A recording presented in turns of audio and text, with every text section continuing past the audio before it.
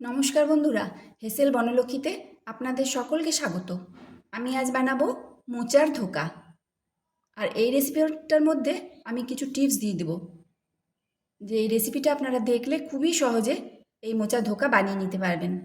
তাহলে স্কিপ না করে আপনারা সম্পূর্ণ রেসিপিটি দেখে নিন আর এই রকম দুর্দান্ত স্বাদের মোচার ধোকা বানিয়ে নিন। মোচার ধোকা রান্নার জন্য এখানে আমি একটা মোচা সেদ্ধ করে নিয়েছি। তবে মোচা রান্নার আমি দুটো টিপস দিয়ে রাখছি। মোচা যখন ছাড়িয়ে কাটবেন তখন যদি হাতে ময়দা মাখিয়ে মাখিয়ে কাটেন তাহলে হাত কখনোই কালো হবে না। আর দ্বিতীয়ত, মোচা যদি 1 ঘন্টা তেঁতুল লবণ হলুদ জলে কাটার পর ভিজিয়ে রেখে রান্না করা হয় তাহলে সেই মোচা কোনো দিনই তেতো হবে না। অনেক সময় মোচা তেতো হয়। এখন এই মোচা ধোকা রান্না করার জন্য নিয়েছি ছোলার ডাল। এটা 3 ঘন্টা ভিজিয়ে রেখেছিলাম, খুব ভালোভাবে ভিজে গেছে। ভেজার আগে এবং পরে 3-4 বার ধুয়ে নিয়েছি। যতটা পরিমাণ মোচা নিতে হবে ঠিক ততটা পরিমাণে ছোলার ডাল নিতে হবে। আর কিছু আলু টুকরো করে কেটে ধুয়ে নিয়েছি। এখন মোচা আর ছোলার ডাল একসঙ্গে বেটে নিতে হবে। তার জন্য আগে ছোলার ডালটা মিক্সার গ্রাইন্ডারের বাটিতে নিয়ে নিচ্ছি। তারপরে সেদ্ধ করা মোচাটাও এর মধ্যে দিয়ে দিচ্ছি। আর মোচাটা সেদ্ধ করার পর জলটা ঝরিয়ে রেখেছিলাম। এখন এর মধ্যে দিচ্ছি কয়েক টুকরো আদা, 2টো কাঁচা লঙ্কা। একসঙ্গে ভালোভাবে বেটে নিতে হবে যাতে বাটাটা খুব মিহি হয়। আর ততক্ষণে এই আলুটা একটা সিটি দিয়ে সেদ্ধ করে নিচ্ছি। মোচাটা ঠিক এইভাবে বেটে নিলাম। এখন কড়াই দিচ্ছি সর্ষের তেল, 2 চামচ মতো দিয়ে দিলাম। তেলটা চারিদিকে মাখিয়ে নিতে হবে যাতে ধোকা করতে গিয়ে কড়াইয়ে না লাগে। তেলটা গরম হলে দিয়ে দিচ্ছি অল্প হিং। এখন এই মোচা বাটাটা এর মধ্যে দিয়ে দিচ্ছি।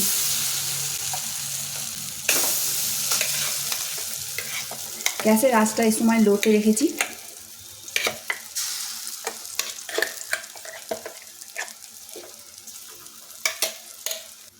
মিক্সির বাটি ধোয়া জলটা এর মধ্যে দিয়ে দিচ্ছি।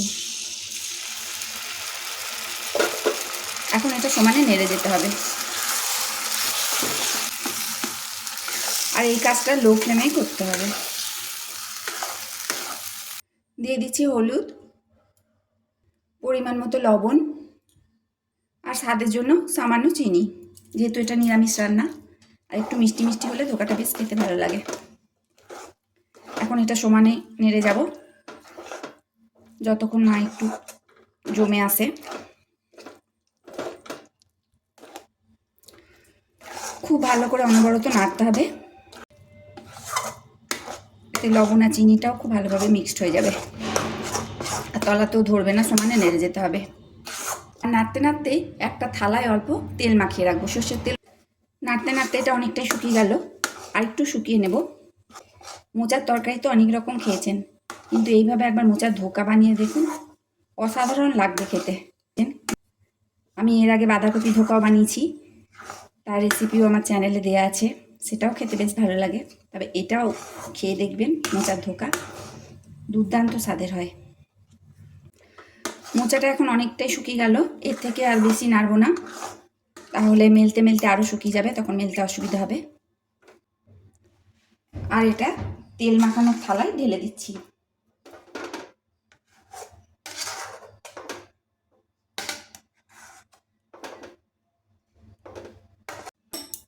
আর খুন্তি দিয়ে এভাবে চেপে চেপে বসিয়ে একটা শেপ দিয়ে নিতে হবে।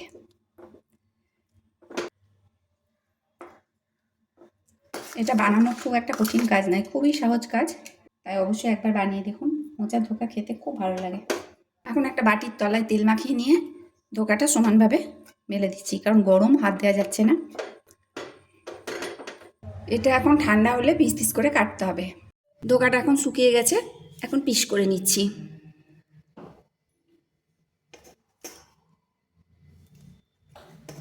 এটা আপনারা আপনাদের মনের মতন করতে পারেন, তবে আমি একটু বেঁকা বেঁকা করে করছি। ধোকা এভাবেই দেখতে ভালো লাগে।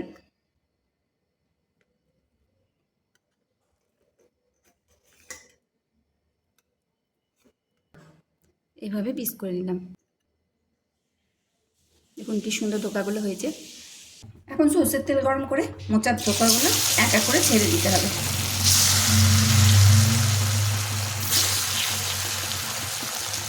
বেশ লাল লাল করে উল্টে পাল্টে মাছ ভাজার মতো ভেজে নেব। প্রথম অবস্থায় হাত দিতে যাবেন না, একদিকটা ভাজা হলে তবেই অপর দিকটা উল্টাতে হবে।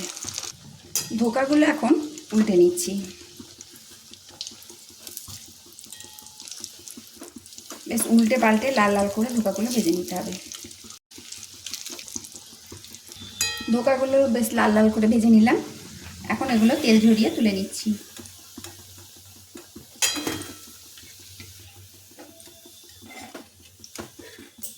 ওই তেলে বাকি সব ধোকাগুলো ভেজে নিচ্ছি।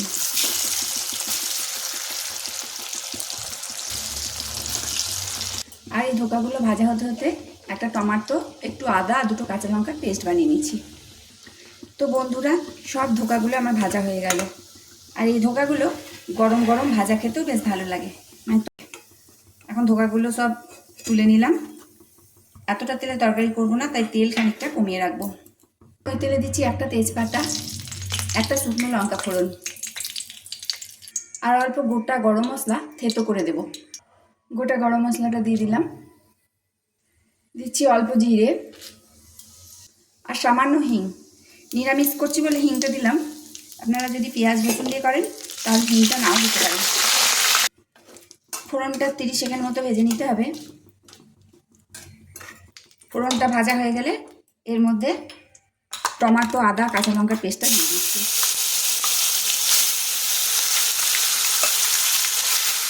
আর মিক্সির বাটিটা ধুয়ে একটু জল দিয়ে দিলাম। এখন এটা কষতে হবে। দিয়ে দিচ্ছি 1/4 চামচ জিরে গুঁড়ো, 1/4 চামচ ধনে গুঁড়ো, হলুদ আর সামান্য চিনি। এখন এই মশলাটা খুব ভালোভাবে কষিয়ে নিতে হবে। যতক্ষণ না তেল ছেড়ে আসে ততক্ষণ মশলাটা কষতে হবে। মশলাটা ঠিক এইভাবেই কষাতে হবে। এখন তেলটা ছেড়ে এসেছে। এখন সেদ্ধ করে রাখা, জল ঝরিয়ে রাখা আলুগুলো এর মধ্যে দিয়ে দিচ্ছি।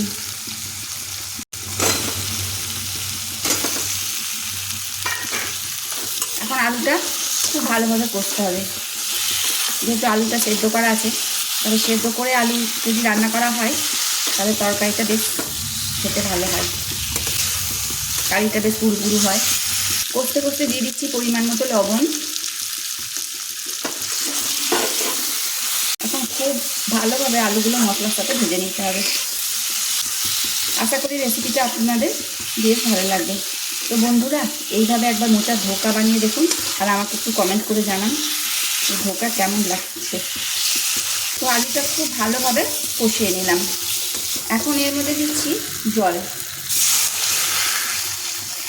এখানে জলটা একটু বেশি দিতে হয়, কারণ ধোকাতে অনেকটাই জল টেনে নেয়। এখন এটা ফুটিয়ে নিতে হবে। তো এই কারিটা এখন ফুটতে শুরু করেছে। আমি দুটো আলু গলিয়ে দেব যাতে কারিটা একটু পুরু হয়।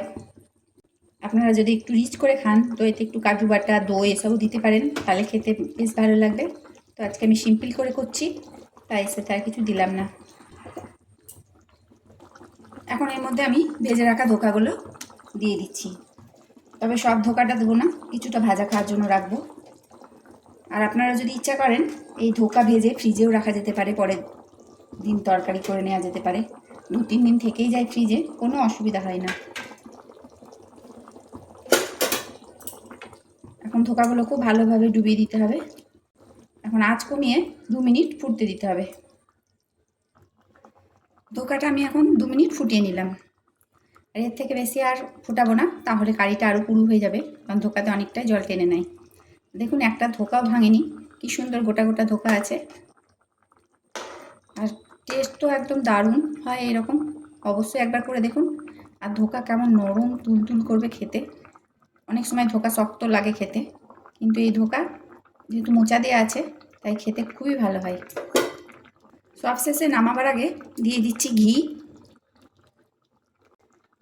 আর অল্প গরম মশলা।